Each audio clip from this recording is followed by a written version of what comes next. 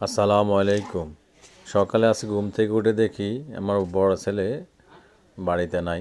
মাকে জিজ্ঞেস করলাম কোথায় গেছে, বললো যে মাছ ধরতে গেছে। তো বাড়ির পাশে আমাদের একটা জমি আছে। কালকে রাত্রে আমাকে বলছে আব্বা মাছ ধরবো। আর আমি রাজি হয়েছি, তার মা রাজি হয় নাই। কয় না, শীতের দিন ধরা ঠিক হইতো না। আমি দেখছি সকালে সে ঘুম থেকে উঠে তার এক পাশের বাড়ির বন্ধুকে নিয়ে আল্লাহ রহমতে নেমে গেছে মাছ ধরতে। যাক, এটা তার মা। পরে আমি আসলাম, এসে দেখলাম, দেখে মনে পড়ে গেল ছোটোবেলার স্মৃতি। ছোটোবেলায় আমরা তো বন্ধু বান্ধবরা নিয়ে এই সমস্ত কাজ করতাম। হ্যাঁ, এটা একটা আনন্দ, এটা একটা শিক্ষা। আমরা যারা আছি বড় হয়ে গেছি, হয়তো এটা এখন ফিলিংস মনে পড়তেছে না, কিন্তু ছেলেমেয়ে যখন আবদারগুলো করে এগুলো পালন করা উচিত। আর এদের এটাই তো এখন স্মৃতি।